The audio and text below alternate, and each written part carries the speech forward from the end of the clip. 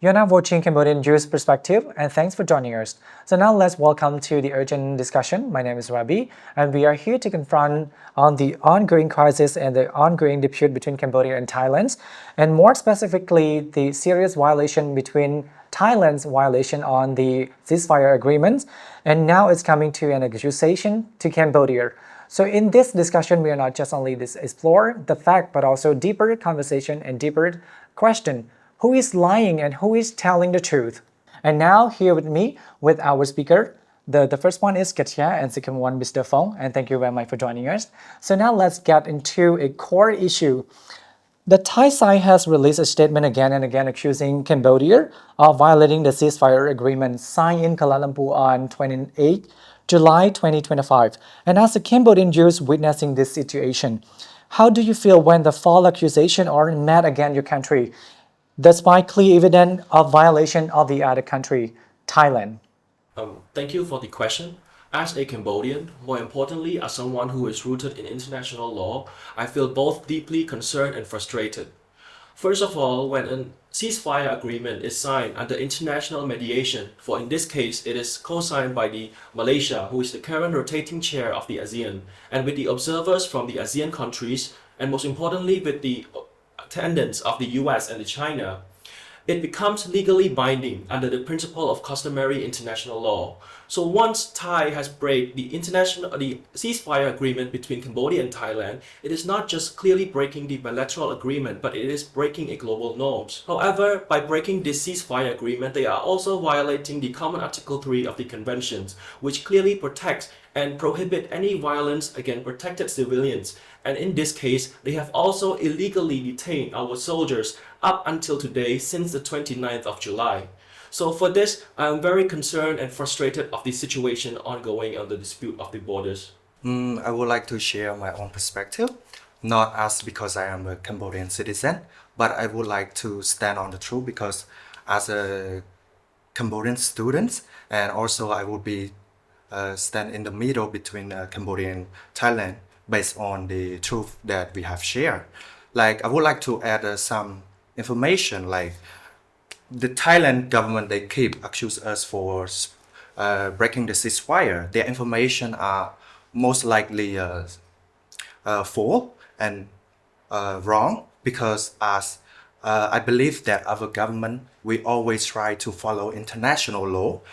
As first, even what happened to Cambodia, one of the Cambodian soldier on May 28, that one of the Cambodian soldier died, but still our government still follow the international law by bringing this case to the ICJ.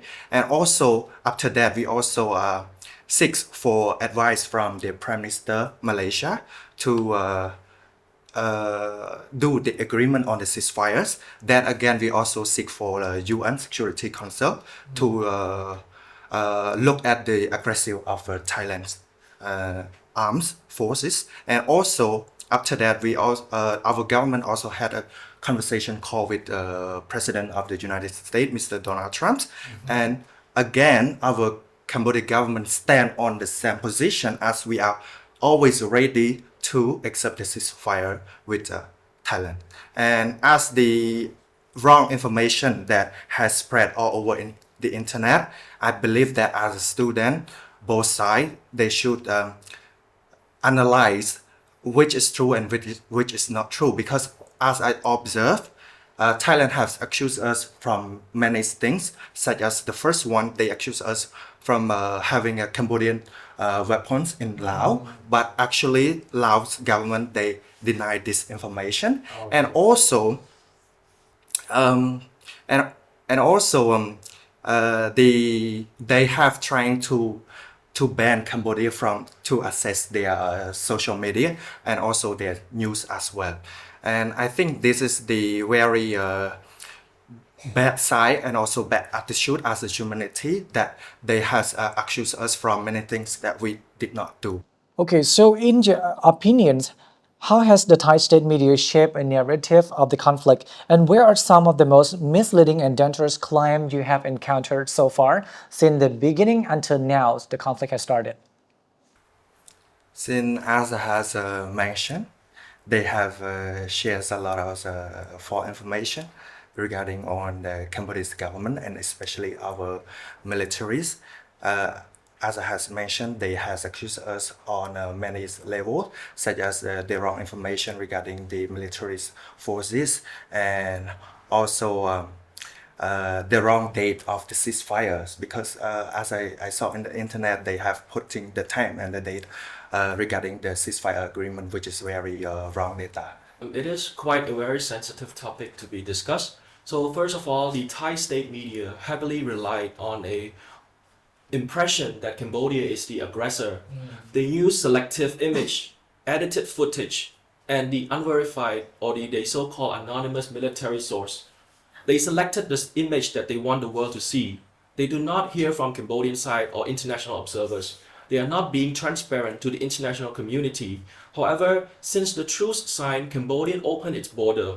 On the morning of 29 July, Cambodia allowed for the international community, the military subunits of international observers to come to the border dispute areas to check the site. However, they did not do that. And even their national TV, they broadcast, they spread the news for their public to publicly trend the hashtag of truth from Thailand or any other hashtag from them. Aside, oppositely from Cambodia, the government never asked the people to hate on each other. Sure. We do not want peace. We want to solve this diplomatically, in which we ask them to talk, to solve this on a sit down and talk in a meeting. However, they use violence and frame us as the aggressor of this situation, whereas in reality, we are the victim, and we also believe that their people are also the victim of the military propaganda that is being false accused by their government and their military. And also, I would like to add on, because after the ceasefire, 8 hours after that, Thai armies, they trick us by calling our Cambodian military to shake their hand and greeting them. But actually, they trick us, which is a very bad attitude and very inhumanity to do so. And until now, before they have captured our Cambodian soldier, 20 people. And right now, this morning, they just released 2. But their health condition is very unacceptable. I think this is very brutal, very cruel, and this is very disgusting seeing from all around the world. And they are playing as a victim, but actually Cambodia is one of the victims, the true victim that the international should look at it. So this is going to be one of the very interesting topic that we're going to talk later.